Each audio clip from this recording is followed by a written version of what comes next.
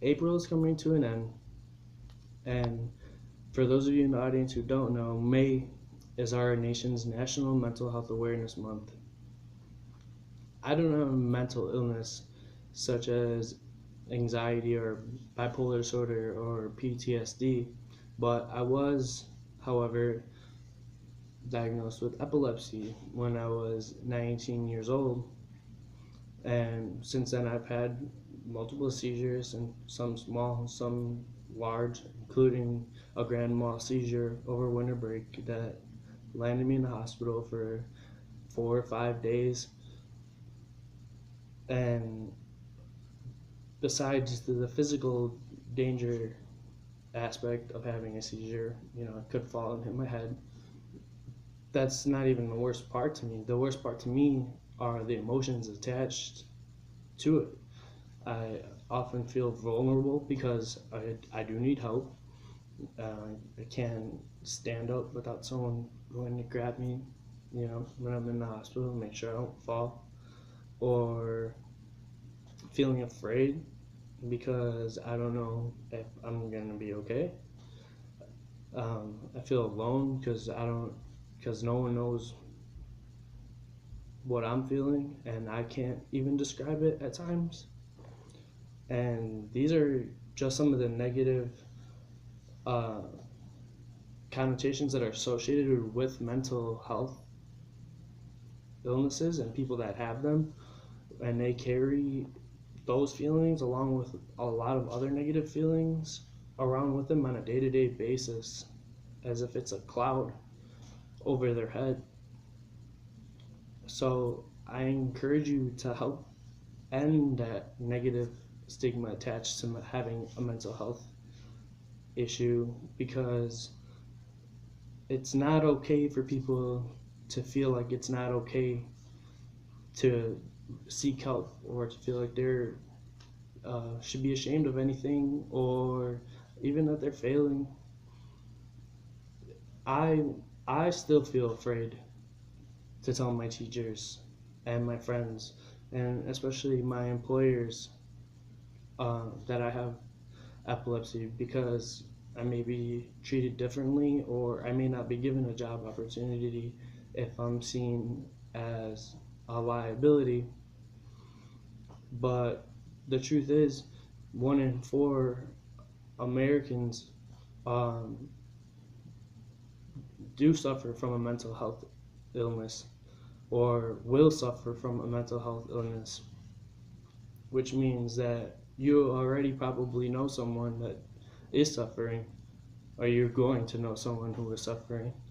And, and sadly, less than 40% of those people with a mental health illness are gonna seek help to treat themselves, and the rest don't believe that there is a road to recovery, and they just go along their lives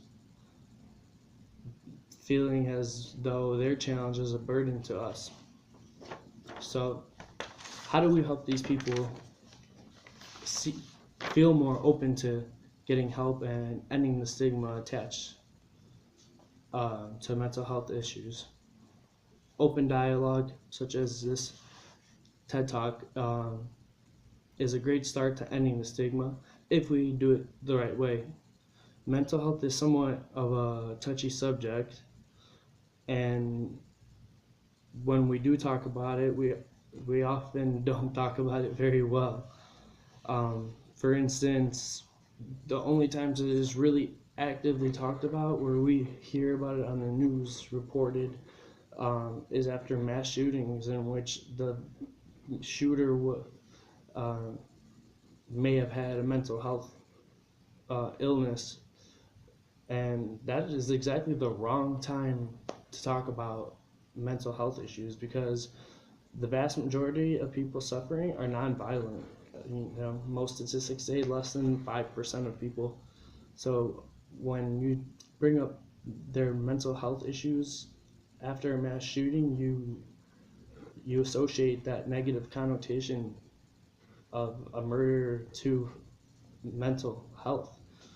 Um, Also, to go along with that, I myself use words like whack job or psycho or crazy, which we should strive to avoid using to describe people, because that again adds negative connotation to people's illnesses and makes them feel like it's not okay to be not okay, and it is okay to not be okay sometimes.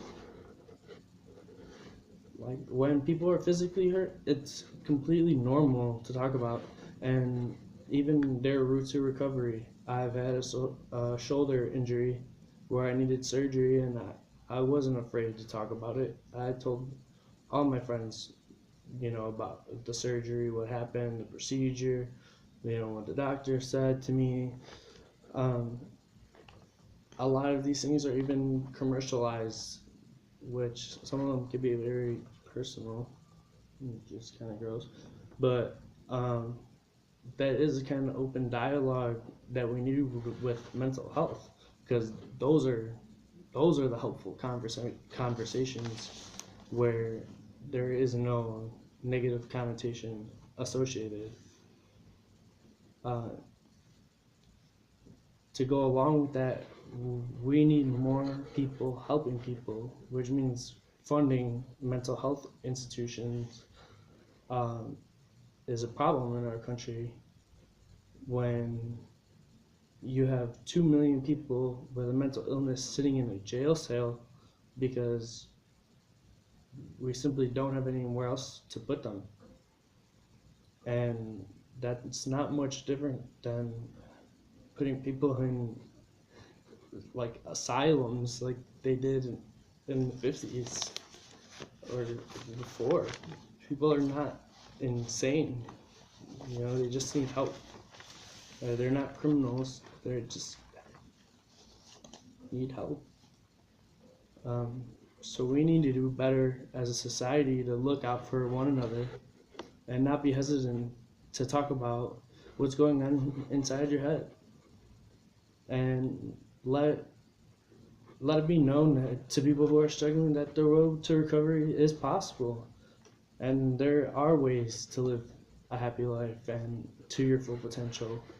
So again, I encourage you to help end the stigma so that we can all live in a happier, healthier place.